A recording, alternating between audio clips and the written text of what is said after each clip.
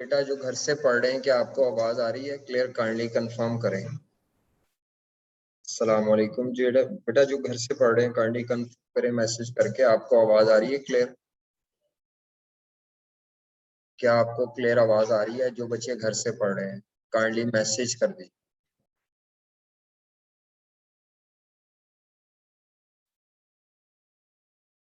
Message कर दीजिएगा अगर आपको आवाज में कोई इशू है तो। जी बेटा काइंडली कंफर्म करें। जो बच्चे घर से पढ़ रहे हैं काइंडली कंफर्म करें। क्लियर है आवाज बेटा? कोई इशू हो, आवाज कट रही हो, कोई प्रॉब्लम हो तो आप बता सकते हैं। ठीक है ना उसमें? चलो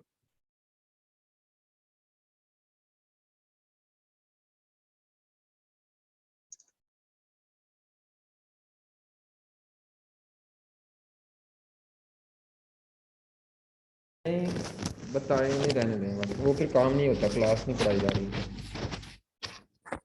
अच्छा बच्चों, प्रॉब्लम बताएं जी। कल वाले लेक्चर में जो मसाइल हैं जी, वो ये कहते हैं कि ये क्वेश्चन का सोल्यूशन गलत है, सोल्यूशन इनकरेक्ट है। तो अगर सोल्यूशन का कोई मसला आपको है तो आप बता सकते हैं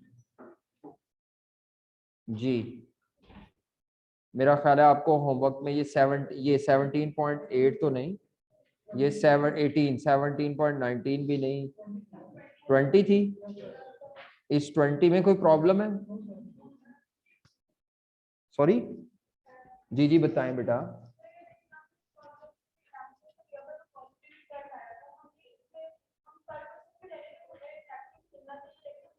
नहीं, ये कोई गारंटी नहीं है कि 12% पे नेगेटिव होगा, ये तो जजमेंट है।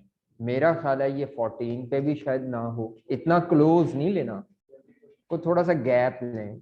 मतलब मैं 18-19 लें, 18-19 के राउंड अबाउट तो ठीक है, समझ आ रही है? अगर आप उससे अगला ही ले लेंगी तो ये कोई गारंटी नहीं है कि नेगेटिव एनपीवी आए। तो इसीलिए थोड़ा गैप लेना, थोड़ा सा तो गैप लो बेटा। आपने कल मेरी वो बात को याद रखा है कि सर ने कहा था गैप ज्यादा होगा तो एरर होगा, तो आपने वो गैप बिल्कुल ही नहीं दिया। गैप देना है, थोड़ा सा तो देना। मसलन ये 11 है तो 16, 17, 18, मेरा ख्याल है 18% पे ये नेगेटिव हो जाएगी। 15 पे भी हो रही है, बहुत ठीक है, फिर तो ज्यादा एक्यूरेट आंसर आ जाएगा।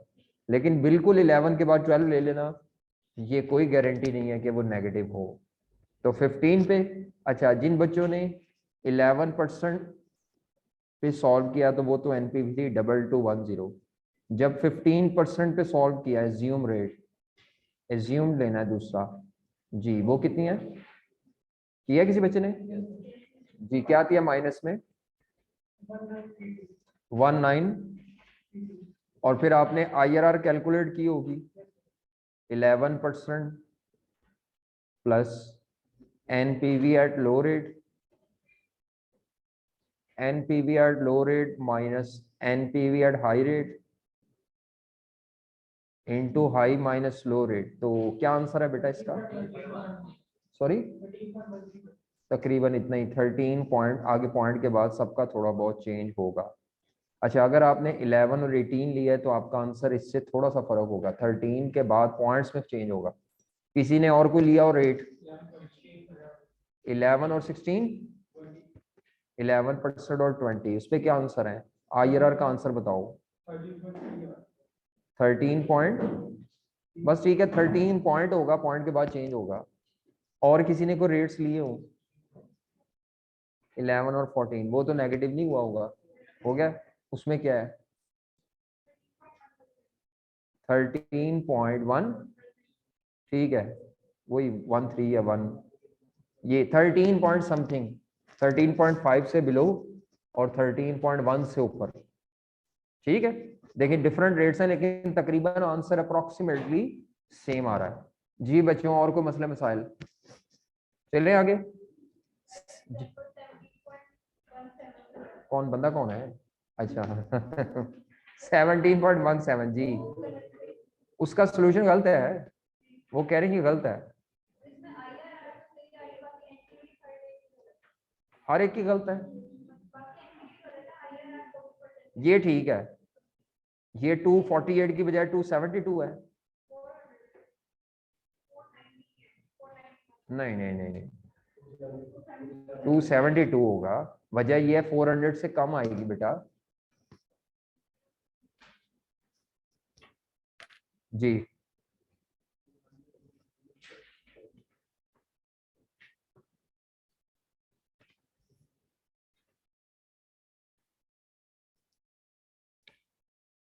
अच्छा जी, कितने कितने परसेंट है रेट?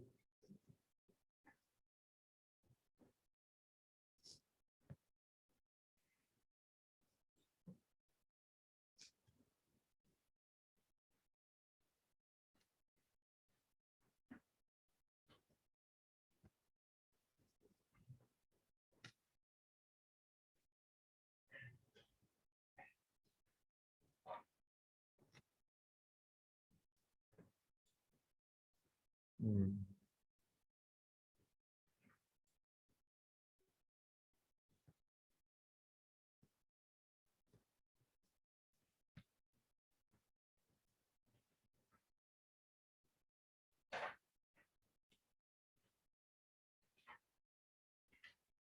मैं अभी खामोश हूँ जो घर से पढ़ रहे हैं, तो आप परेशान ना होइएगा, मैं जरा एक्सेल पे आंसर चेक कर रहा हूँ।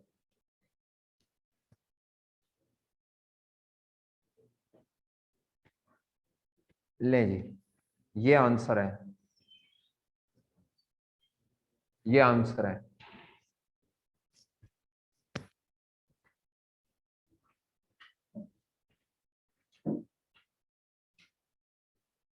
ये आंसर है। 400 है, 272 पॉइंट समथिंग था, 273 है, ऐसे ही है। ये रेक्टिफाई कर लें आंसर्स। 167 77, वहां पे मेरा ख्याल है 248 लिखा हुआ था, नोट्स में गलत था। ये आंसर है 17 पॉइंट, कौन सी थी 17 पॉइंट? हाँ, ये उसके करेक्ट आंसर है, वहां पे सही कर लें नोट्स में। ठीक है, एक्सेल जिंदाबाद, जल्दी हो जाता है।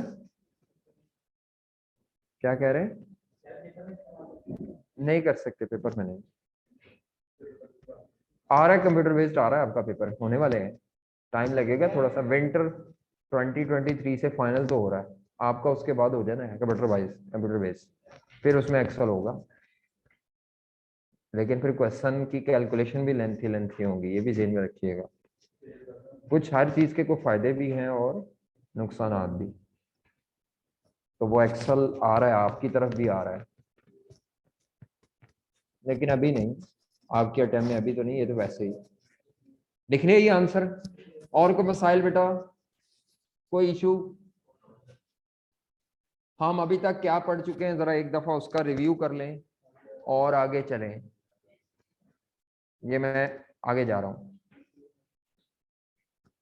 आज हमने प्रैक्टिस करनी है। अभी हमारी कुछ चीजें रहती हैं, तो अगर आप देखें तो सबसे पहले हमने चैप्टर जो पढ़ रहे हैं, इस चैप्टर का नाम है इंट्रोडक्शन टू प्रोजेक्ट अप्रेजल। जो बच्चे पहले दिन आए थे या जब मैंने ये चैप्टर स्टार्ट किया था, अगर आप मेरे साथ थे, तो हमने सबसे पहले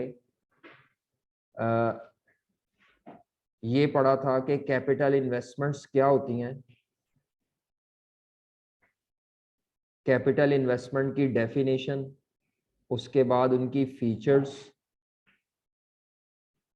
और कैपिटल इन्वेस्टमेंट्स की डिसीजन मेकिंग टेक्निक्स क्या हैं, किन मेथड से डिसीजन मेकिंग होती है। तो मैंने आपसे कहा था 3 मेथड्स हैं जिससे डिसीजन मेकिंग होती है। पेबैक पीरियड, जी पेबैक पीरियड। तो पेबैक पीरियड की हमने सबसे पहले डेफिनेशन की थी। हमने कहा था पेबैक पीरियड वो टाइम है जिसमें हम अपनी इन्वेस्टमेंट को रिकवर करते हैं। फिर पेबैक पीरियड की कैलकुलेशन की थी। अगर इक्वल कैश फ्लोज हो तो फॉर्मूला था, और अगर अनइवन या अनइक्वल कैश फ्लोज हो तो टेबल था। उसके बाद डिसीजन कैसे लेते हैं? सिंगल प्रोजेक्ट हो तो डिसीजन कैसे लेना है, और अगर मल्टीपल प्रोजेक्ट्स हो तो डिसीजन कैसे लेना है। फिर हमने आगे बात की थी कि इसकी स्ट्रेंथ और वीकनेसेस क्या, अच्छा हो सॉरी, चलो पे बैक के अंडर तो स्ट्रेंथ और वीकनेसेस क्या हैं।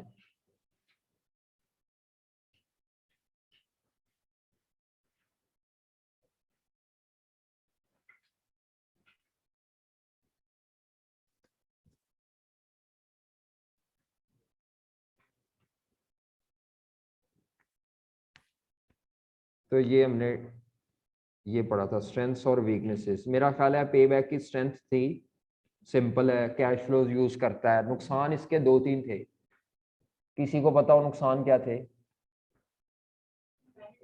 टाइमिंग ऑफ कैश फ्लोज या टाइम वैल्यू ऑफ मनी को इग्नोर करता है।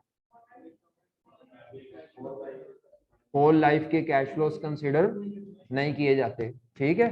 और भी मसाइल थे, तो साइज ऑफ इन्वेस्टमेंट को अहमियत नहीं दी जा रही, इस तरह के मसाइल थे। उसके बाद पे बैक पीरियड के बाद हमने किया था सिंपल एनपीवी। तो एनपीवी की हमने डेफिनेशन की थी, कैलकुलेशन की थी, डिसीजन रूल किया था, वही 4 चीजें, और स्ट्रेंथ वीकनेस मतलब मेरिट्स भी मेरिट्स। लास्ट लेक्चर में हमने आईआरआर पढ़ा था। आईआरआर पे थोड़ी सी बात कर लेते हैं। हमने कहा था आईआरआर प्रोजेक्ट का अर्निंग रेट है, एक परसेंटेज में कमाई का रेट है, और ये कमाई का रेट कैश फ्लोस की बेस पे कैलकुलेट होता है, ठीक है। आईआरआर प्रोजेक्ट का अर्निंग रेट है, ये उसकी डेफिनेशन है।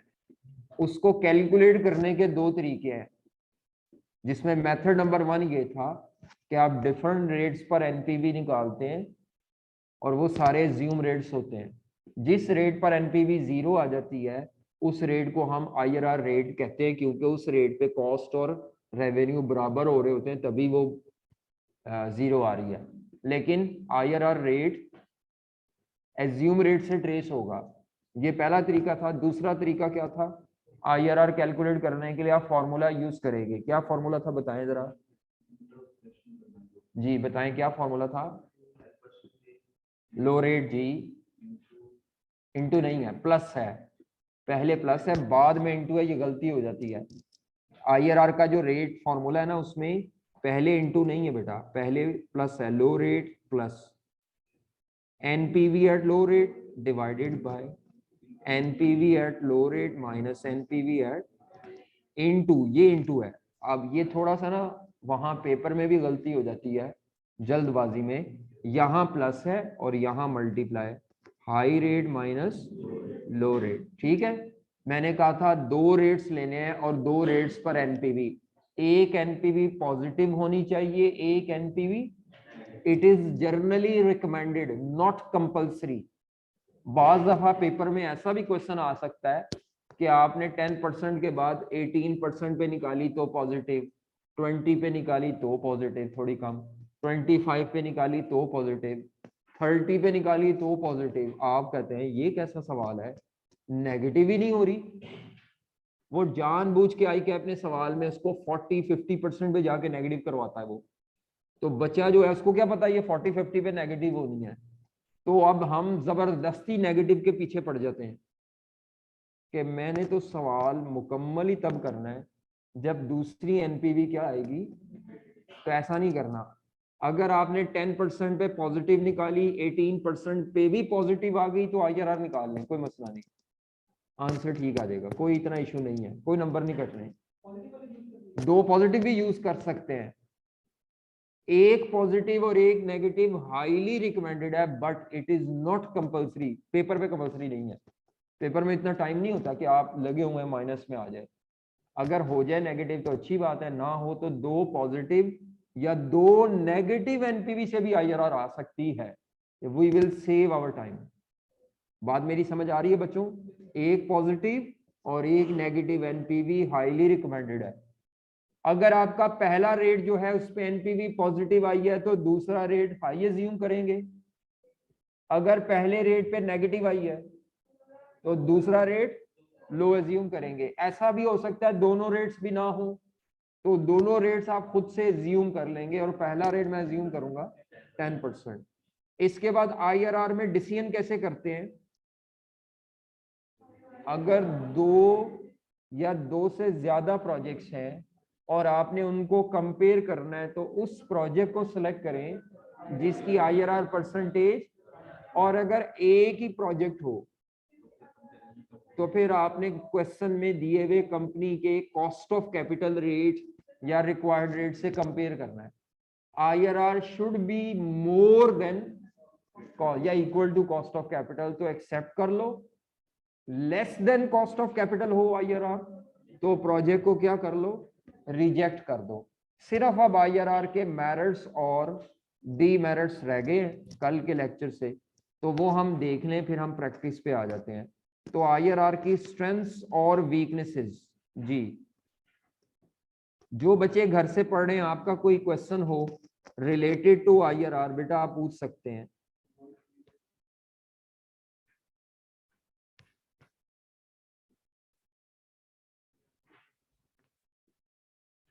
जी, तो ये इसके 3 एडवांटेजेस हैं। चौथा वाला क्रॉस कर दें, वो नामुकम्मल है, और वो मैं लिख रहा था लेकिन पता नहीं अब मैं क्या लिख रहा था उस वक्त, मेरे दिमाग में क्या था अब वो मेरे जेहन में नहीं है, तो वो मैंने क्रॉस कर दिया है।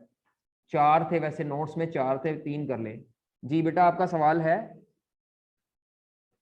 वो कहते हैं आईआरआर पे एनपीवी 0 क्यों होता है।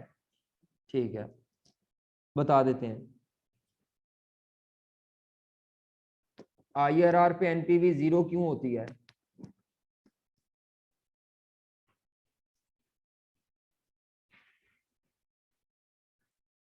आईआरआर पे एनपीवी 0 नहीं होती एक्चुअली।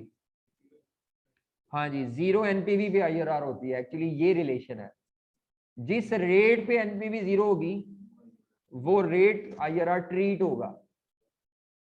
हाँ जी, ये जवाब बच्चे ने दिया है कि आईआरआर पे एनपीवी 0 नहीं होती, 0 रेट जिस पे होगी ना, 0 एनपीवी जिस रेट पे होगी उस रेट को आईआरआर ट्रीट किया जाता है।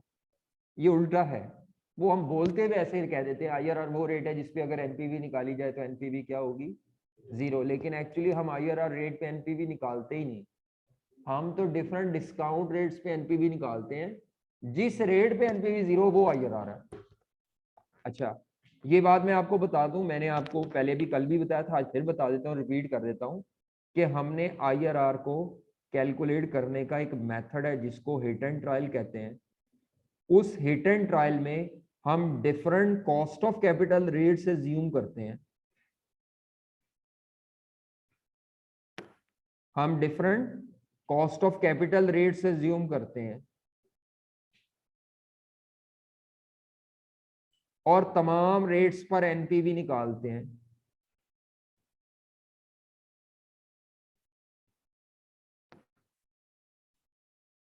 मैंने बताया था जब जब एनपीवी पॉजिटिव है इसका मतलब है कि हमारे प्रोजेक्ट का जो अर्निंग रेट है वो इससे ज्यादा है, ये जो ऊपर रेट कॉस्ट के तौर पे लिया है, कॉस्ट से ज्यादा है, कमा आप इससे ज्यादा कमा रहे हैं तभी एनपीवी पॉजिटिव है। ठीक है बेटा, जब आपकी यहाँ पे भी पॉजिटिव है इसका मतलब है अभी भी हमारा प्रोजेक्ट का रेट कॉस्ट ऑफ कैपिटल से ज्यादा है। यहाँ पे माइनस में अगर एनपीवी है माइनस में, तो इसका मतलब है हमारा जो अर्निंग रेट है वो इस 20% की कॉस्ट से कम है। तो मैंने कॉस्ट के रेट की मदद से ढूंढी आईआरआर, ये वो रेट होगा जहां पे आपकी अगर एनपीवी 0 है तो आपकी जो कॉस्ट ऑफ कैपिटल का रेट है और जो आपका अर्निंग रेट है प्रोजेक्ट का वो बराबर होगा, और इस अर्निंग रेट को हम आईआरआर कहते हैं। तो एक्चुअली कॉस्ट ऑफ कैपिटल के रेट से एनपीवी आती है, और जिस रेट पर एनपीवी 0 होती है उसको हम आईआरआर डिक्लेयर करते हैं, क्योंकि आईआरआर सर्च करनी होती है। मैंने आपको बताया था IRR readily available earning rate नहीं है, इसको ढूंढना है। तो ये ढूंढने का तरीका है कि वो कौन सा रेट है जिसपे एनपीवी 0 होती है, वो ढूंढो। ये ढूंढने के लिए ये रिलेशन आपको पता होना चाहिए। क्या आपको बात समझ आ रही है? आगे से कोई ओके शोके कोई जवाब दें बेटा, कि बस ऊपर से ही गुजर रहा है, अभी भी कोई मसला समझ आ रहा है? तो ये नहीं कहना कि IRR रेट पर एनपीवी 0 होती है, बल्कि वो पहली बात ही एक बच्चे ने कह दिया कि एनपीवी जिस रेट पे 0 होती है, थोड़ी सी आ रही है, अच्छी बात है, चलो थोड़ी सी भी आ जाए बहुत है। अभी क्या मसला है, अब क्या मसला है, आप, मैं माइक ऑन करता हूँ, आप पूछ लें, माइक के थ्रू पूछें, जी पूछें, तो बेहतर है अपना मसला हल करें।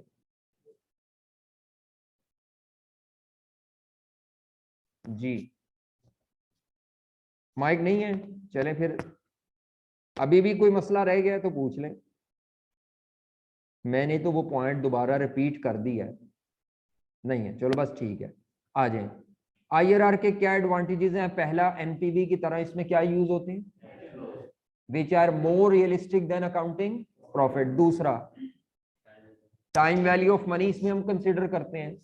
तीसरा, एनपीवी में ये जो पीवी शीवी है इसको लोग समझ नहीं पाते, मैंने कहा था IRR हम कैलकुलेट इसीलिए करते हैं क्योंकि बोर्ड ऑफ डायरेक्टर में कुछ ऐसे लोग बैठे होते हैं जिनकी फाइनेंस की बैकग्राउंड, तो non financial managers can easily understand the percentages, ठीक है। एनपीवी को समझाना, इलैबोरेट करना हमारे लिए थोड़ा मुश्किल हो जाता है, हम उन्हें IRR पे लाते हैं, सर ये रेट देखें, ये आपको समझ आ जाएगा, ये आपको आसान भी है समझना, ठीक है। नुकसान क्या है जी IRR के, ये एक रिलेटिव मैयर है। रिलेटिव मैयर का मतलब एक ऐसा मैयर है जिसका आंसर किस में होता है, परसेंटेज में। एक बात याद रखिएगा, कुछ मेथड है जिस एनपीवी का आंसर रुपीज में होता है, एनपीवी का आंसर किस में होता है, और किसी भी मेथड का जिसका आंसर रुपीज में, उसको एब्सोल्यूट मैयर कहते हैं। क्या नाम होता है उसका, और एब्सोल्यूट मैयर की खूबी होती है कि वो शेयर होल्डर की वेल्थ में कितना इजाफा हो रहा है उससे पता होता है। जो रिलेटिव मैयर होता है ना, रिलेटिव मैयर, IRR एक रिलेटिव मैयर है। रिलेटिव का मतलब है जिसका आंसर परसेंटेज में होगा। कौन सा मैयर है ये, तो रिलेटिव मैयर में प्रॉब्लम ये होती है कि इसमें रुपीज छुप जाते हैं, इन्वेस्टमेंट के रुपीज भी छुप जाते हैं और इनफ्लो के रुपीज भी छुप जाते हैं। तो रिलेटिव मैयर में प्रॉब्लम क्या है कि आपके जो रुपीज हैं वो हिडन होते हैं, जिस वजह से, अब आपको मिसाल के तौर पर अगर आपके सामने ये दो इन्वेस्टमेंट रखी जाए, एक इन्वेस्टमेंट की IRR 15% है, दूसरी इन्वेस्टमेंट की IRR कितनी है, और कॉस्ट ऑफ कैपिटल कितने % है, तो ये दोनों इन्वेस्टमेंट कॉस्ट ऑफ कैपिटल से ज्यादा कमा रही हैं। इन दोनों में से अगर कोई एक करनी हो तो आप कौन सी इन्वेस्टमेंट करेंगे, लेकिन इससे हमारे शेयर होल्डर की वेल्थ में कितना इजाफा होगा ये रिफ्लेक्ट नहीं नजर आ रहा ना, हमारी market value of the share कितनी बढ़ेगी, इट इज नॉट कंफर्म। इसके लिए फिर आपको एनपीवी की तरफ जाना पड़ेगा कि यार ये पता चले कि ये जो 20% वाला प्रोजेक्ट है, क्या ये शेयर होल्डर की वेल्थ में ज्यादा इजाफा कर रहा है या 15 वाला, ज्यादातर 20 वाला ही होगा, लेकिन अमाउंट कितना इजाफा होगा it is not confirm from this 20%। मेरी बात समझ आ रही है आपको, तो ये रिलेटिव मैयर का प्रॉब्लम है कि शेयर होल्डर की वेल्थ में कितना इजाफा होगा, इससे क्लियर, ये इसकी फॉल्ट है, लिमिटेशन है।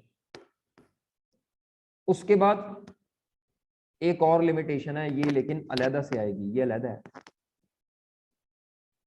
ये अलहदा है, ये एक अलहदा मेन पॉइंट है, मतलब ये उसका पार्ट नहीं है। अगर इन्वेस्टमेंट्स म्यूचुअली एक्सक्लूसिव हो, क्या हो, अब ये क्या होती है म्यूचुअली एक्सक्लूसिव इन्वेस्टमेंट्स, अलग अलग नहीं, अलग अलग नहीं, ये बात नहीं है। म्यूचुअली एक्सक्लूसिव इन्वेस्टमेंट्स क्या होती हैं, जिनका आपस में ताल्लुक नहीं, ये नहीं है, उल्ट है बल्कि, उनको कहते हैं इंडिपेंडेंट। म्यूचुअली एक्सक्लूसिव इन्वेस्टमेंट्स वो होती हैं जो दोनों साइमल्टेनियसली परफॉर्म ना हो सके, any one can be perform at a time. मसलन मैं एक, मेरे पास जमीन का एरिया है, या मैं उस पर हाउसिंग सोसाइटी बना के ना प्लॉट स्लॉट बेचना चाह रहा हूँ, ये कैपिटल इन्वेस्टमेंट है, या उसी जमीन पे मैं फैक्ट्री कंस्ट्रक्ट करना चाह रहा हूँ। अब जमीन कॉमन है, जमीन पे एक काम हो सकता है, दोनों नहीं हो सकते, या हाउसिंग सोसाइटी कंस्ट्रक्ट की जाए या उस जमीन पे वो फैक्ट्री कंस्ट्रक्ट की जाए। तो now these two projects are mutually exclusive. Mutually exclusive project के साइज ऑफ कैश फ्लोस और टाइमिंग की वजह से कई दफा एनपीवी और आईआरआर में कॉन्फ्लिक्ट आ जाता है। किसमें कॉन्फ्लिक्ट आता है? और उसकी वजह टाइमिंग ऑफ कैश फ्लोज होता है और अमाउंट्स होती हैं। ठीक है, तो जब भी कॉन्फ्लिक्ट आता है, मिसाल के तौर पर ये दो म्यूचुअली एक्सक्लूसिव प्रोजेक्ट हैं ए और बी, एनपीवी और आईआरआर, ए की आईआरआर है 20% और बी की आईआरआर है 19%। एनपीवी जो है वो इसकी है 25,000 और इसकी है 26,250 पॉजिटिव। ऐसा कई दफा होता है, हमेशा नहीं होता। अगर मैं प्रूव करना चाहता हूं ना तो मुझे किसी किताब से खास किस्म के कैश फ्लोस कॉपी करने पड़ेंगे, देन ये प्रूव होगा। अभी मैं प्रूव नहीं कर रहा, अभी मैं आपको सिर्फ with the help of example समझा रहा हूं। अब मुझे बताएं कि प्रोजेक्ट ए और बी में से कोई एक करना हो तो एनपीवी की बुनियाद पे कौन सा बेहतर है? बी। और आईआरआर की बुनियाद पे दोनों में से ए बेहतर है। इसे कहते हैं कॉन्फ्लिक्ट आना। और ये कॉन्फ्लिक्ट कभी कभार आता है जब कंपनी के कौन से प्रोजेक्ट होते हैं? Mutually exclusive. उन दोनों में से कोई एक करना हो, आप प्रॉब्लम में आ जाते हैं। अब अगर मैं आईआरआर से फैसला करूं तो मैं ए पे जाऊं, अगर मैं एनपीवी से फैसला करूं तो बी पे जाऊं। तो NPV superior to all techniques, तो एनपीवी से हम बी सेलेक्ट कर लेंगे। और अगर आप एनपीवी ना देखें, आईआरआर से ही फैसला कर ले तो your decision will be incorrect, हमारा डिसीजन गलत होगा। ठीक है, आईआरआर, यहाँ फॉल्ट एनपीवी में नहीं है, यहाँ फॉल्ट किस में है? आईआरआर में। कि आईआरआर का मेथड कई दफा एनपीवी से कॉन्ट्राडिक्शन पे आ जाता है। कौन सा मेथड कॉन्ट्राडिक्शन पे आता है? तो आईआरआर का मेथड इनकरेक्ट डिसीजन देता है, कॉन्फ्लिक्टिंग डिसीजन देता है। तो हमने उस कॉन्फ्लिक्टिंग डिसीजन के केस में किसको प्रेफर करना है? तो आईआरआर तो फिर कमजोर हो गई ना, उस केस में वीक हो गई। हर केस में फिर आईआरआर रिकमेंडेड मेथड, लेकिन एनपीवी हर केस में रिकमेंडेड मेथड है। जी बेटा,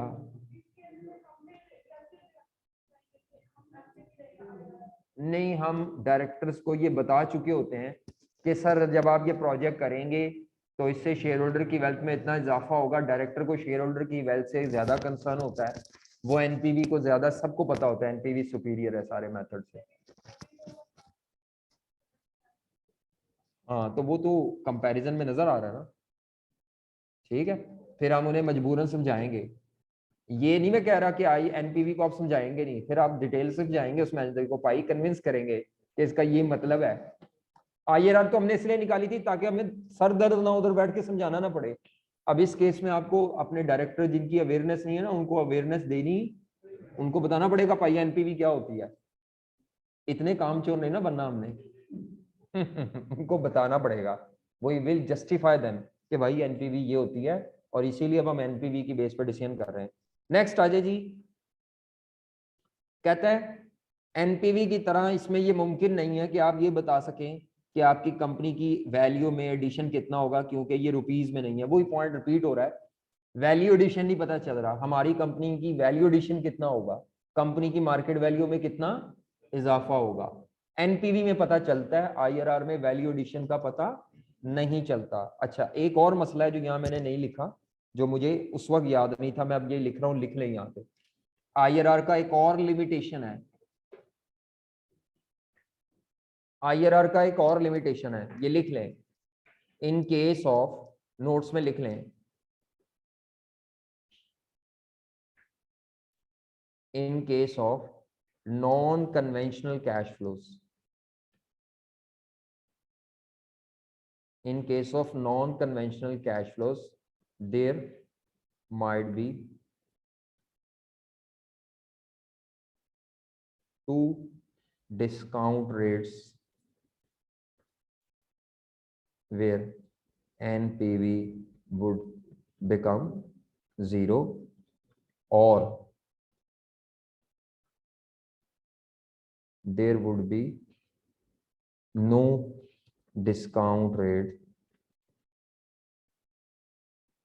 to produce 0 NPV। ये इसके नीचे दो सब बुलेट्स हैं, इसको कहते हैं मल्टीपल आईआरआर प्रॉब्लम या नो आईआरआर प्रॉब्लम। ऊपर वाले को कहते हैं मल्टीपल आईआरआर प्रॉब्लम,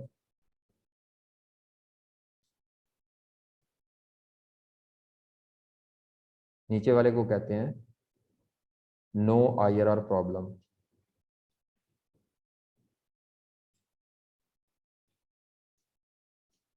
ये आईआरआर की एक खामी है।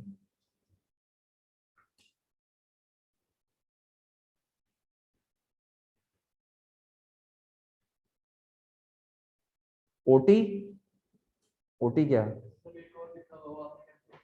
तो वो मैंने खत्म करा दिया ना, वो इनकम वो गलत है, उसमें कंप्लीट नहीं है वो। एडवांटेजेस में से एक वो कटवा दिया मैंने।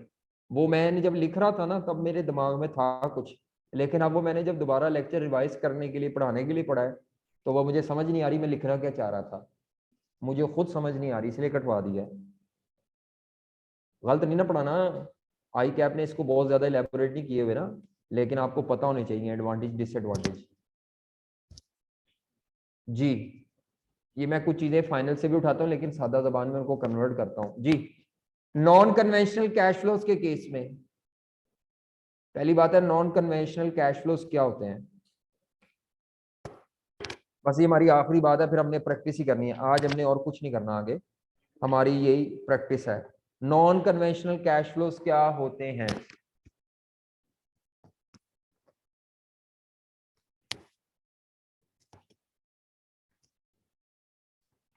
नॉन कन्वेंशनल कैश फ्लोज क्या होते हैं, पता है किसी को? क्यों एम में पढ़ा नहीं? पहले ये बताओ कन्वेंशनल कैश फ्लोज क्या होते हैं। तो कन्वेंशनल अगर पता होंगे, वैसे मैंने बताया नहीं हुआ लेकिन आपको आहिस्ता आहिस्ता अंदाजा हो जाएगा। ज्यादातर कन्वेंशनल कैश फ्लोज होते हैं। कन्वेंशनल कैश फ्लोज में ना शुरू में इनिशियल इन्वेस्टमेंट होती है, इनिशियल इन्वेस्टमेंट शुरू में होती है जीरो पे, और बाद में सारे सालों में क्या होते हैं, पॉजिटिव इनफ्लोज। दरमियान में दोबारा कैपिटल इन्वेस्टमेंट नहीं आती। ये भी कन्वेंशनल होगा, मतलब ये जो मैं अभी बनाने लगा हूँ ये भी कन्वेंशनल की मिसाल है कि आपने इन्वेस्टमेंट जीरो पे भी है, वन पे भी है, टू पे भी इन्वेस्टमेंट है, देन लेकिन लेटर ऑन सारे फिर क्या है, इनफ्लोज है। कन्वेंशनल कैश फ्लोज क्या होते हैं? इन्वेस्टमेंट्स के बाद इनफ्लोज ही है, दोबारा कैपिटल इन्वेस्टमेंट मिक्सचर नहीं है, एक पैटर्न है, investments then followed by inflows. ठीक है, ये कन्वेंशनल है जिसमें पहले इन्वेस्टमेंट होगी बाद में इनफ्लो आएंगे। नॉन कन्वेंशनल खिचड़ी होती है, मिक्सचर होता है, उसमें दरमियान में दोबारा कैपिटल इन्वेस्टमेंट आती है, यानी दरमियान में दोबारा नेगेटिव साइंस आते हैं। Non conventional cash flows.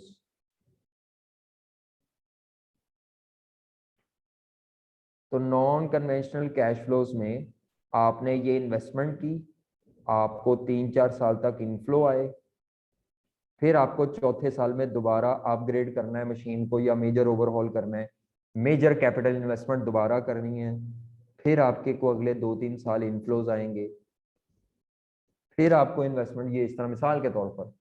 तो ये जो मैंने टाइमलाइन बनाई है ना जिसमें इन्वेस्टमेंट इनफ्लोज देन इन्वेस्टमेंट फिर इनफ्लोज, ये प्रोजेक्ट कौन से कैश फ्लोज है? Non conventional cash flows. क्या होते हैं नॉन कन्वेंशनल कैश फ्लोज? जी, मिक्सचर होता है पॉजिटिव और नेगेटिव साइन का। और कन्वेंशनल कैश फ्लोज में इन्वेस्टमेंट स्टार्ट पे होगी, बाद में सारे क्या होंगे, इनफ्लोज पॉजिटिव साइन वाले, मिक्सचर नहीं होता। इसमें भी हमेशा मसला नहीं आता, खास केस बन जाता है नॉन कन्वेंशनल में। ठीक है, होता क्या है, नॉन कन्वेंशनल कैश फ्लोज की आप डिफरेंट रेट्स पे सुन ले गौर से, अब आखिरी बात है ये फिर मुकम्मल हो रही है।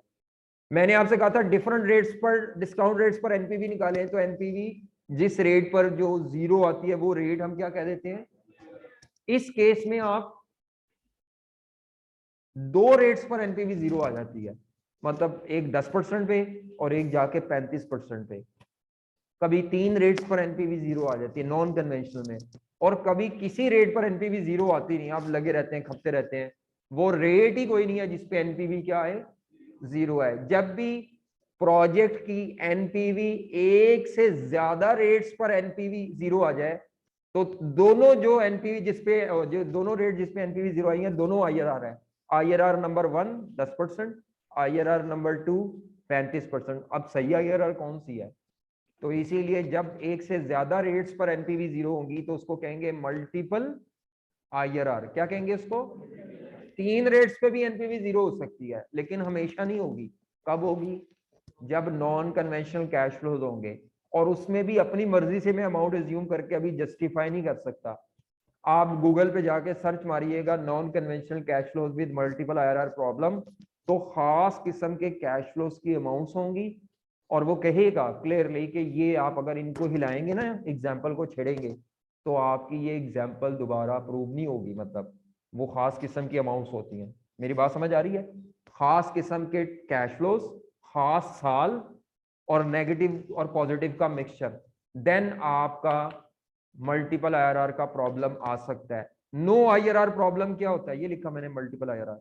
नो आईआरआर प्रॉब्लम, किसी एक रेट पर भी एनपीवी जीरो नहीं आती। समझ आ रही है? एक रेट पर एनपीवी जीरो आ जाए, simple IRR, no problem. 2 rates पर या 3 रेट्स पर एनपीवी जीरो आ जाए, मल्टीपल आईआरआर प्रॉब्लम। किसी एक रेट पर भी एनपीवी जीरो नहीं आ रही, नो आईआरआर प्रॉब्लम। तो मल्टीपल आईआरआर या नो आईआरआर प्रॉब्लम कब क्रिएट होता है? नॉन कन्वेंशनल कैश फ्लोज के केस में। कॉन्फ्लिक्ट कब आता है एनपीवी में और आईआरआर में? नहीं बड़े बोले बादशाह, जब आईआरआर कुछ और के नहीं, वो केस, वो सिचुएशन क्या होती है? जब प्रोजेक्ट म्यूचुअली एक्सक्लूसिव हो।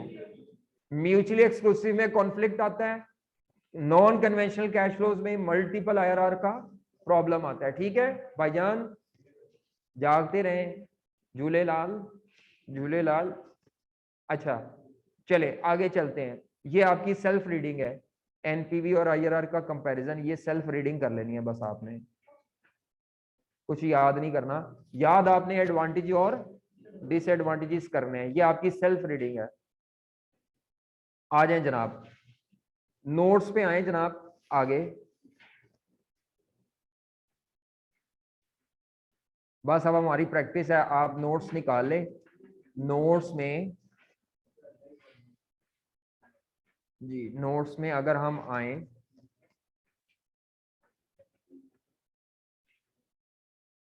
हाँ, आल्दो वैसे तो ये एग्जाम्पल लेटर ऑन आनी है, लेकिन मैं चाह रहा हूं हम इसको अभी करें सॉल्व।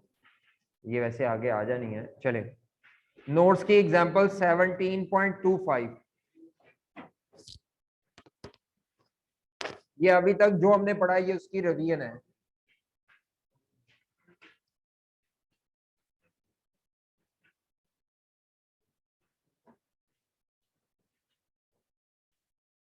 जी, ये कॉपी पे सॉल्व करनी है आपने मेरे साथ। ये अच्छी एग्जांपल है।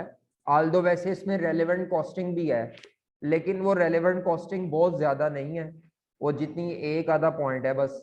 मैं इसीलिए इसको अभी करवा रहा हूँ ताकि पिछला सारा हमारा जो अभी तक पढ़ा है वो रिवाइज हो जाए, और फिर हम रेलेवेंट फिर हम कॉम्प्लेक्स एनपीवी असल में शुरू करेंगे। तो ये एग्जाम्पल जो है, इस एग्जाम्पल की खूबी ये है कि इसमें तमाम चीजें जो आप ऑलरेडी पढ़ के आए हैं वो हम कवर कर रहे हैं। देखें जी क्या कहता है वो क्वेश्चन में।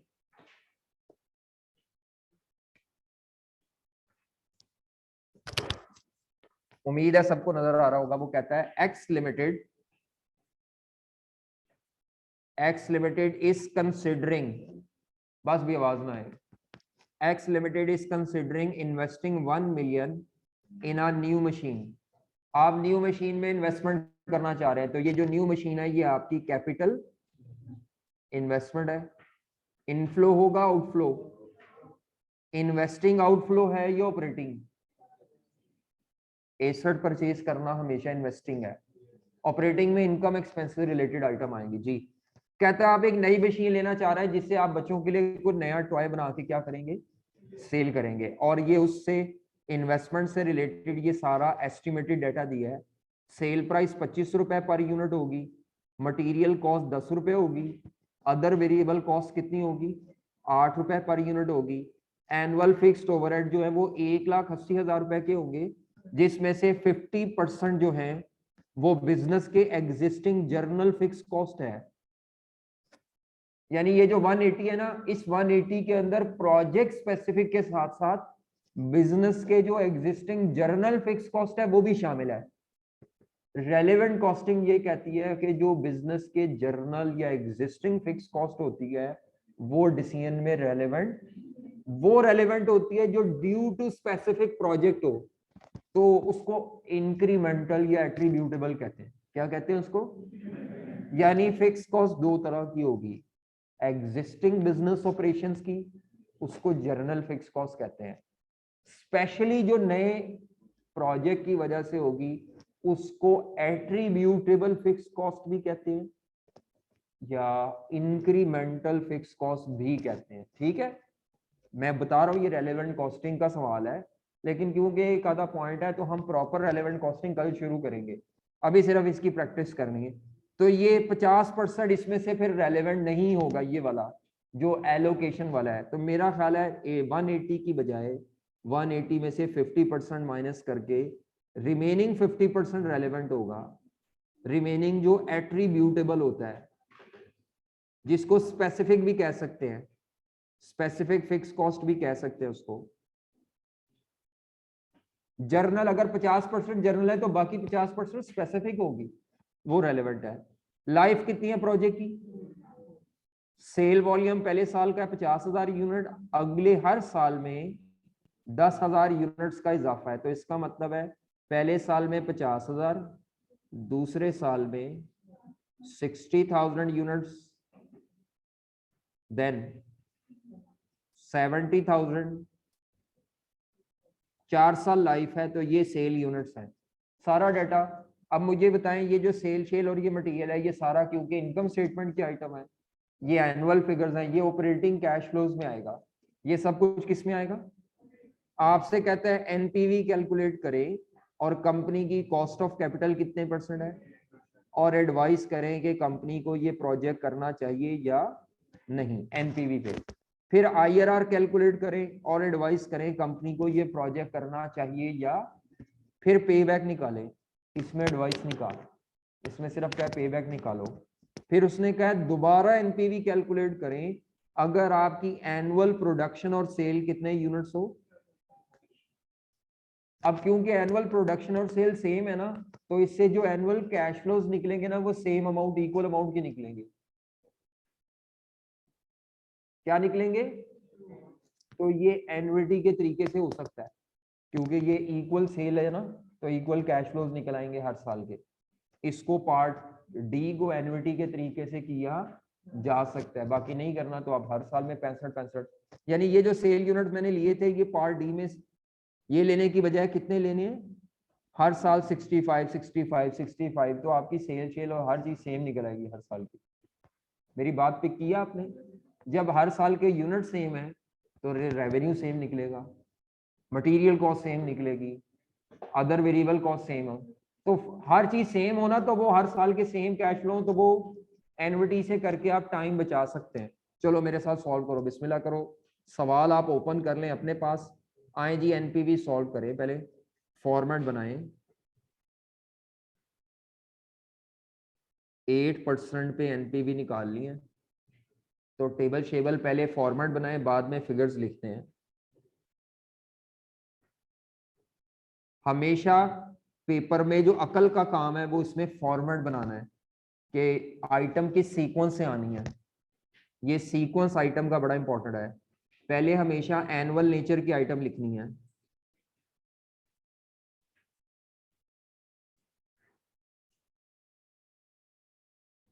फोर ईयर लाइफ है उसने कहा है, तो 0 से 4 तक कॉलम बनाए।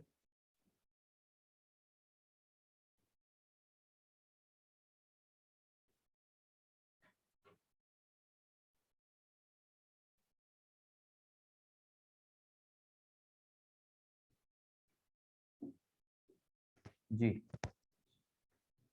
तो आपकी मर्जी, आप जितना मर्जी शॉर्ट करना चाहें। मैं फिलहाल अभी पूरी आइटम्स लिख रहा हूं। Annual sale, revenue, minus annual variable cost, ये हमारे पेपर में मेन हेड्स होते हैं। एनुअल सेल्स माइनस क्या होता है एनुअल, ये जो एनुअल नेचर की आइटम है ना, ये ऑपरेटिंग का पार्ट है, ऑपरेटिंग कैश फ्लोज। इसके बाद एनुअल फिक्स कॉस्ट जो स्पेसिफिक वाली होगी, जर्नल वाली नहीं, और कोई एनुअल नेचर की आइटम जो इनकम स्टेटमेंट, इनकम और एक्सपेंसेस से परटेन कर रही है। एनुअल सेल मटेरियल और ये सब इकट्ठा लिख देंगे, एनुअल फिक्स, बस ठीक है। तो ये माइनस करके आपके पास आ जाएगा annual operating cash flows. Depreciation वगैरह हमने नहीं लिखनी क्योंकि एनपीवी में कैश फ्लोज यूज होते हैं।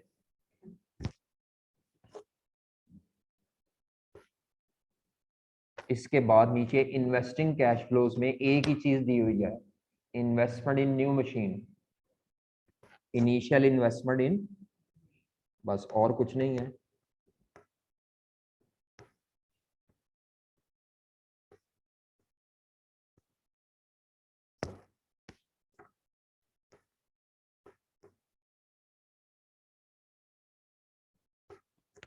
तो पहले यहां तक डाटा फिल करते हैं, फिर बाद में बस पीवी निकालनी है जी। एनुअल सेल्स क्या आएगी, देखें यूनिट्स आपके पास हैं, कैलकुलेटर आप पकड़ लें। 25 रुपीज पर यूनिट, मैं यहाँ नीचे लिख रहा हूँ जो चीज कॉमन है। तो 25 rupees per unit into sale units calculator पे। तो पहली दफा 25 इंटू 50,000। अच्छा, ये आपने किस में लिखना है, जीरो से लिखना है? साइलेंट हो तो मैंने कहा था पहला इनफ्लो सेल का 1 से आना है, ये एजम्पशन है। तो 1 टू 1,25,000। नेक्स्ट आए रुपीज जी, अगला 1,50,000। बाकी आप शॉर्टकट जितने मर्जी लगाएं। Next 25 into 70,000।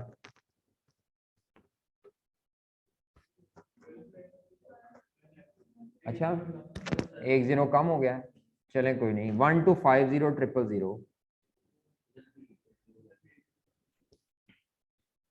अगर आप जीरो में कमजोर हो ना तो बेहतर होता है। हाँ, लो हंसने की क्या बात है, आप ये थाउजेंड्स में लिख लें बस। मैं अब थाउजेंड्स में लिखूंगा, दफा मारे पूरी फिगर। रुपीज इन थाउजेंड में लिखें, पूरी फिगर नहीं लिखनी अब आपने इसमें चैप्टर में आइंदा से। कोई बच्चा मुझे पूरी फिगर नहीं बताएगा, थाउजेंड्स में राउंडेड फिगर बताएगा। तो 1 टू, बस ठीक है, थाउजेंड्स में राउंड करके चलें। 00, ठीक है। 1750। पेपर में तो कंफर्म आपने राउंड करके चलना है, टाइम बचाना मकसद होता है ना। तो अभी से ही कर ले राउंड, क्या जाता है। तो ये सेल आ गई, सेल प्राइस इनटू सेल। इसी तरह वेरिएबल कॉस्ट, मटेरियल 10 है, अदर वेरिएबल कॉस्ट 8 रुपीज है, ऐड कर लें। 10 प्लस 8 मेरा ख्याल है 18 per unit into sale units.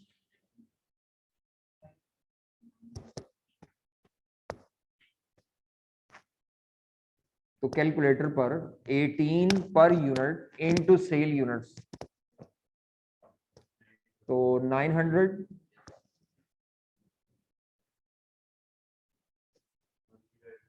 1080। Next next.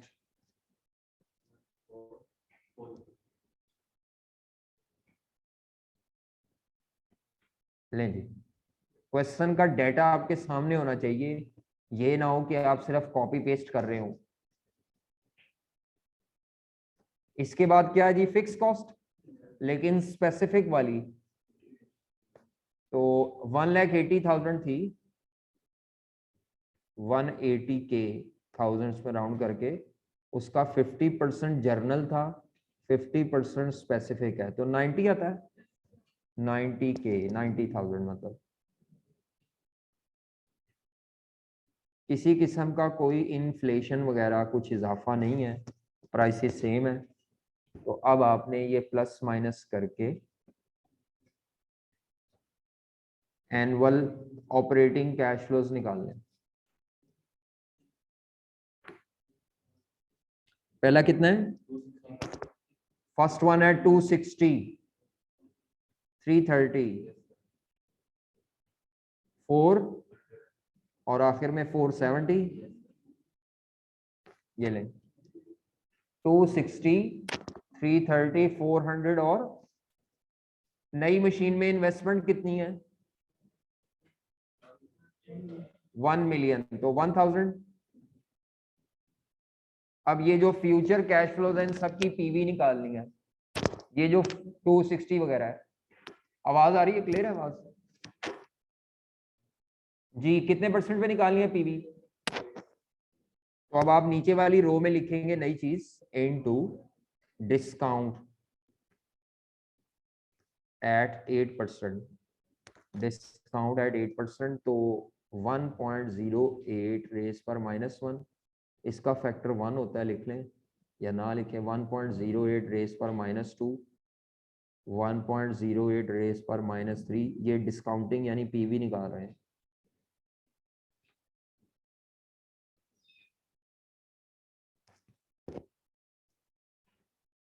लें जी, तो ये आखिरी रो को कहेंगे प्रेजेंट वैल्यूज।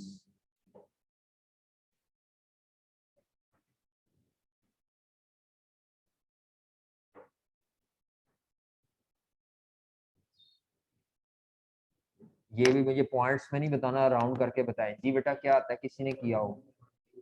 पहला क्या आता है? 241,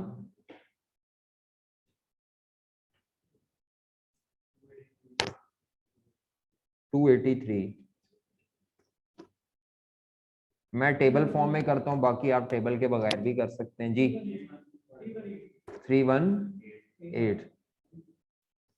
जो बच्चे फॉर्मेट को आगे पीछे करेंगे वो आगे परेशान होंगे, इसीलिए बेहतर है जो उस्ताद मोहतरम करा रहे हैं वही चुप करके करी जाए, अपनी क्रिएटिविटी साइड पे रखें फिलहाल। ठीक है, वो आर्ट्स में होता है या राइटिंग स्किल का पेपर है जिसमें आप क्रिएटिव हो। इधर हमने लकीर के फकीर की तरह चलना है। चलो भाई चलो, एनपीवी बताओ भाई। ये सारे पहले प्लस करेंगे, ये सारे 1 1, ये जो सारे पॉजिटिव हैं -1000, तो एनपीवी आती है पॉजिटिव, और उसने डिसीजन भी मांगा था, उसने हमसे डिसीजन भी मांगा था, एडवाइस करें।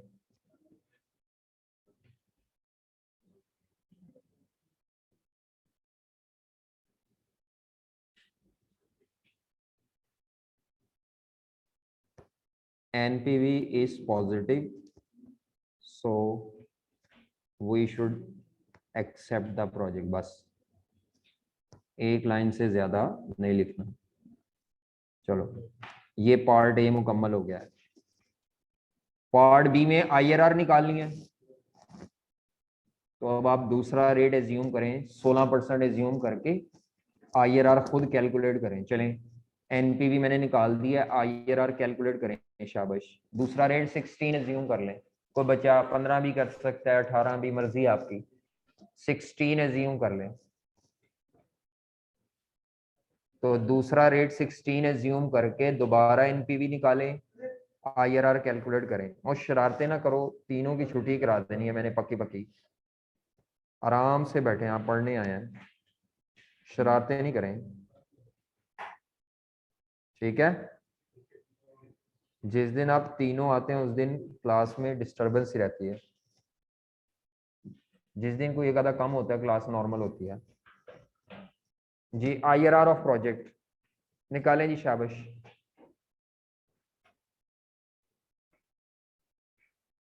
ये क्वेश्चन का डेटा था, और मतलब सॉल्यूशन था पार्ट ए का।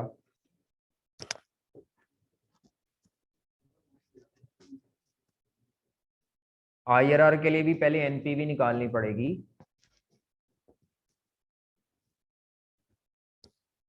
तो सारा टेबल दोबारा नहीं बनाना, बस काम के कैश फ्लो, सॉरी हाँ ये सारा, ये भी बिल्कुल, ये नीचे ऑपरेटिंग कैश फ्लो से नीचे नीचे टेबल जो है।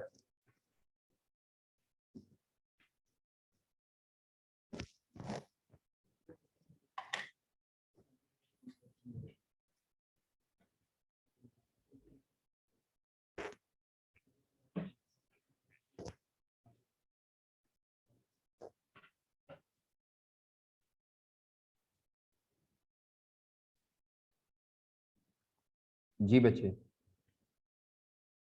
नहीं डबल लेना जरूरी नहीं है, मैं डबल से ऊपर नहीं जाता, आप जो मर्जी लें, 12 14 15 18। तो पहला जो रेट दिया हुआ था उस पे एनपीवी पॉजिटिव थी, तो उसको मैंने लो रेट कह देना है। नेगेटिव है तो अच्छी बात है। दूसरा रेट 16% एज्यूम करें, और इस पे एनपीवी निकालेंगे।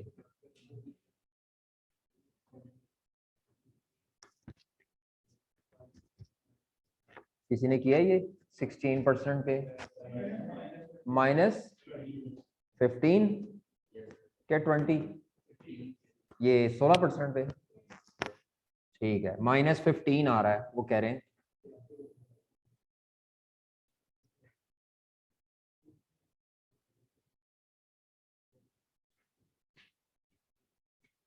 कैश फ्लोज डिस्काउंट करेंगे 16% पे, मार्क्स प्रोसीजर के हैं।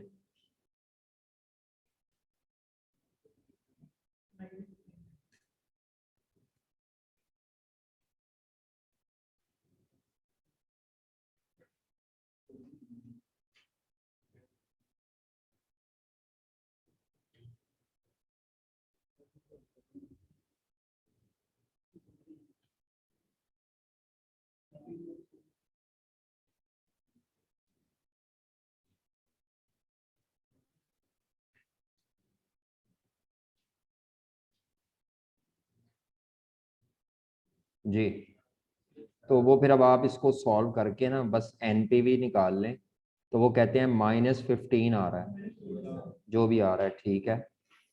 तो आईआरआर का फॉर्मूला प्लग इन करें।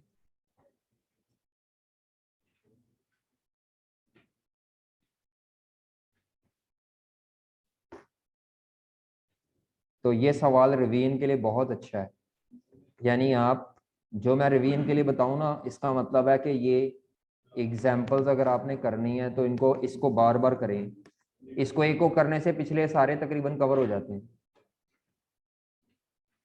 एक मैंने आपको वो एनवीटी में भी बताया था, तो ये आपने लिखते देना, बाद में नहीं मुझसे पूछना रिवीजन के वक्त कि सर अच्छे सवाल बता दें, वो ये मैं ड्यूरिंग सेशन साथ साथ बता रहा होता हूँ, फिर मेरे जेहन में नहीं रहते। तो ये तमाम बेसिक्स के लिए अच्छे सवाल है। अब बेसिक्स लिस्ट भी मिलेगी, लेकिन वो बाज़ दफ़ा जेहन से निकल जाता है ये। अच्छा जी, लो रेट कितना था? 8, 187,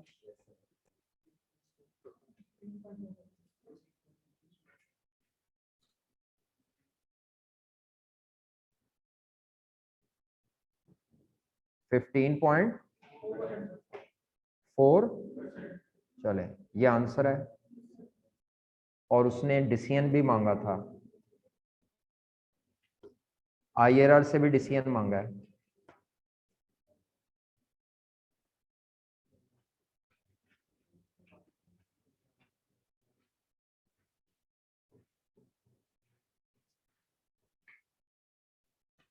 आईआरआर से भी डिसीजन मांगा है। IRR is more than cost of capital, जो क्वेश्चन में गिवन है।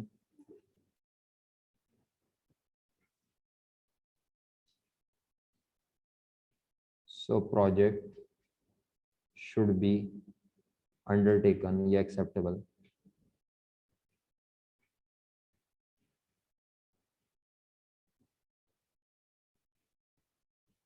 जिस रूल को सामने रख के आप फैसला करते हैं वो रूल भी लिखना होता है कि किस रूल से आपने फैसला किया है।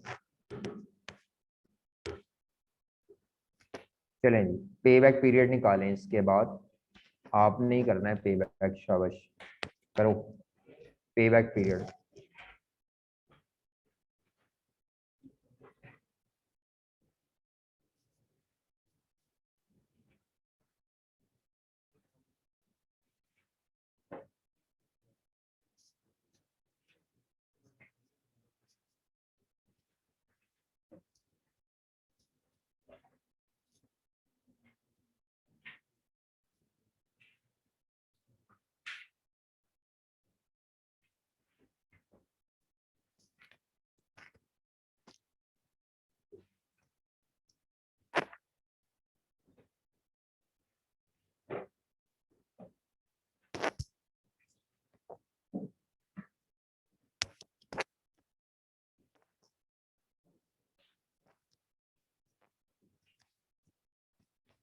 जी, पे बैक काफी गैप आ गया। पे बैक हमने कहा था इन्वेस्टमेंट कितने अरसे में वापस मिलती है, इसके लिए हमने इस तरह का टेबल सा बनाया था।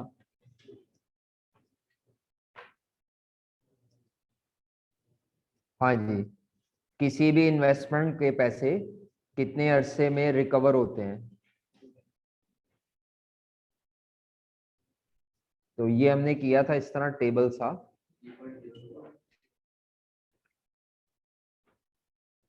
अगर इक्वल कैश फ्लो दो तो फॉर्मूला है, अदरवाइज ये टेबल सा होता है जिसमें 3 मस्ट कॉलम है, ईयर्स, कैश फ्लोज और बैलेंस या क्यूमुलेटिव कैश फ्लोज, कि आप अपनी इन्वेस्टमेंट को देखते हैं कितने अरसे में वापस मिल रही है। तो इन्वेस्टमेंट माइनस में होती है तो बाकी रिकवरी आप लिखते जाते हैं। तो ये पे बैक पीरियड का फॉर्मेट दोबारा रिवाइज हो जाएगा आपके माइंड में। तो सी पार्ट में जो उसने पे बैक पीरियड मांगा है, तो हम एक टेबल बनाएंगे जिसमें 3 कॉलम होंगे, years, cash flows, cumulative cash flows या बैलेंस कहते हैं उसको। ईयर्स, कैश फ्लोज या क्यूमुलेटिव कैश फ्लोज कहते हैं या बैलेंस।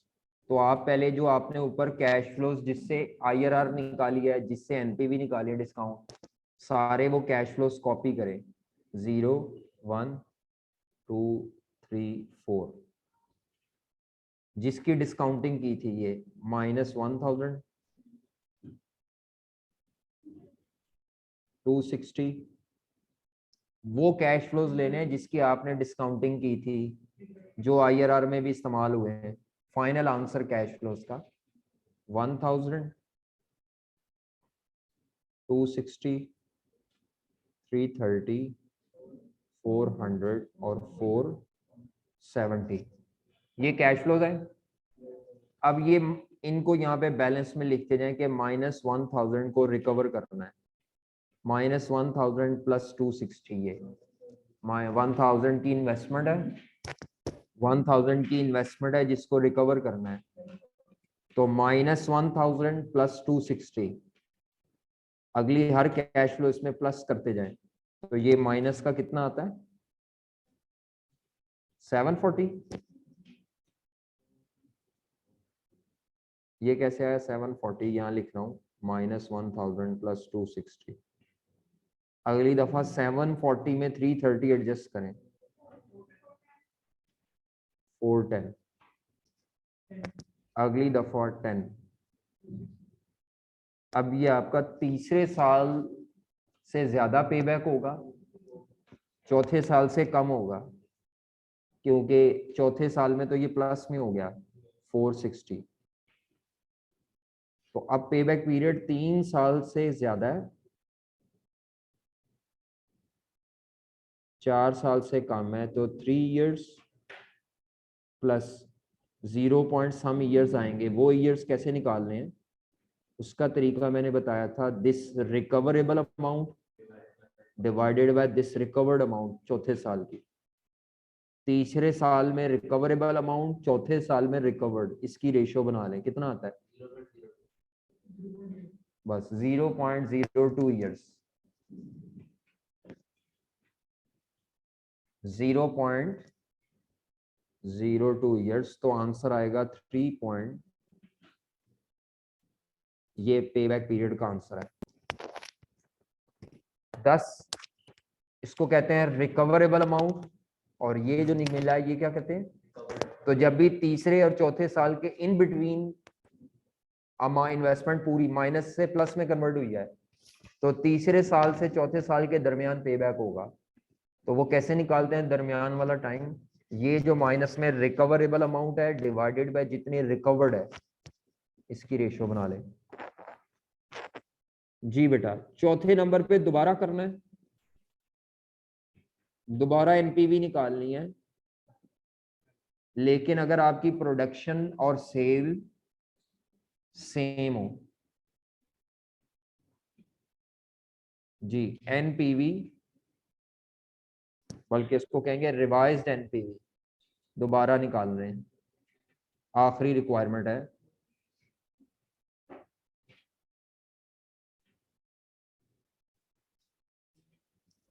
जी, रिवाइज्ड एनपीवी एट 8%।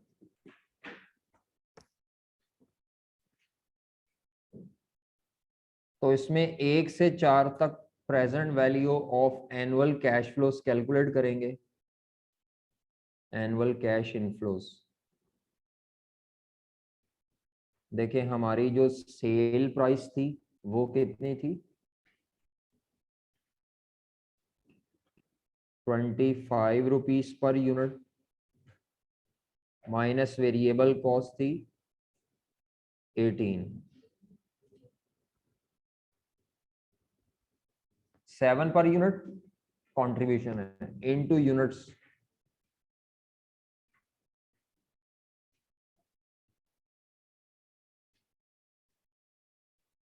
बताएं जी एनुअल कैश फ्लोस क्या आते हैं? ये मैंने पता क्या किया है, सेल प्राइस शॉर्टकट लगाया है, सेल प्राइस माइनस ये क्या था, वेरिएबल कॉस्ट, ये कंट्रीब्यूशन आ गया, पर यूनिट कंट्रीब्यूशन को इनटू क्या किया है, पर एनम यूनिट्स। तो ये total contribution minus total fix cost जो रेलेवेंट है आपकी, तो पता नहीं ये कितना आता है, 365 पर एनम। अब ये एनविटी के तरीके से इसीलिए कर रहे हैं क्योंकि ये यूनिट सेम है, जब सेम हो तो हर साल सेम कैश फ्लो निकलते हैं। अगर आप अलग-अलग भी करेंगे टाइम जाया होगा। ऐसे भी टेबल बना सकते हैं जैसे मैंने ऊपर बनाया था, तो वो टाइम जाया होगा, सेम अमाउंट आ रही होगी हर साल की। जी, ये दोबारा बता दें, दोबारा बता देते हैं अलहदा से लिख के, यहाँ पे नहीं लिखते। ये देखो बेटा, आपकी सेल यूनिट्स अब उसने क्या है, ये नहीं रखने। अगर आपके पास प्रिंटेड फॉर्म में नोट्स नहीं है ना, तो फिर आप गलत कर रहे हैं। ये वाले यूनिट्स नहीं लेने, अब जो बच्चा पैसे बचा रहा है उसकी अगली अटेम्प्ट लग जानी है। हाँ शेख भी होंगे ने ना कोई, ते पुठा पै जाता काम। अच्छा चलो, वैसे शायद जात के शेख ना, मेंटली शेख भी होते हैं कोई, और मेंटली बहुत खराब होते हैं। अच्छा चले, ये देखिए, ये उसने कहा ये यूनिट्स नहीं लेने। अब उसने कहा है हर साल आपके यूनिट 65,000 लेने हैं, बाकी ये डाटा ऊपर वाला सेम है। तो मैं इस तरह का टेबल नहीं बना रहा, ये वाला, इस तरह का टेबल अगर मैं बनाऊंगा तो हर साल की जो फिगर आएगी वो क्या आएगी, सेम आएगी। सेम क्यों आएगी? यूनिट सेम है, यहाँ पे यूनिट्स फर्क थे तो फर्क आई ना। अब वो सेम आने से टाइम जाया होगा, तो इसीलिए टाइम बचाने के लिए हम ये 4 कॉलम अलग-अलग बनाने की बजाय हम ऐसे भी तो कर सकते हैं कि एक ही दफा कॉलम बना लें, उसमें चाहे इस तरह लिख लें, एनुअल सेल 25 पर यूनिट इनटू 65,000। 4 दफा नहीं लिख रहा, एक दफा लिख रहा हूं, जो भी आएगा अब ये माइनस एनुअल वेरिएबल कॉस्ट, ये W1 कर लें चाहे, 18 पर यूनिट इंटू 65। अब 4 दफा लिखना भी कबूल है। एनुअल फिक्स कॉस्ट,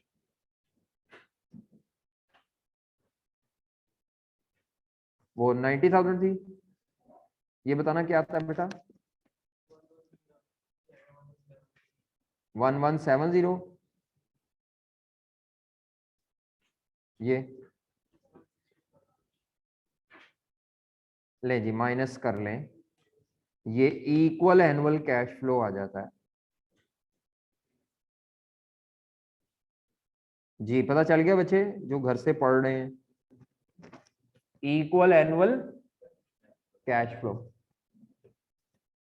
तो क्योंकि ये इक्वल आ रहा है तो इसको अब एनवीटी के रास्ते से, एनवीटी के तरीके से करेंगे। एग्जामिनर ने नहीं बताना कि एनवीटी से करो, उसने तो डाटा देना है। ये आपकी अपनी थॉट है, आपकी अपनी अंडरस्टैंडिंग है कि यार ये टाइम बच रहा है। टाइम एनवीटी है ही टाइम सेविंग मेथड बस। तो 365 की एनपीवी निकालें तो ये मेरा ख्याल है क्या फॉर्मूला था इसका? Annual cash flow into annuity factor.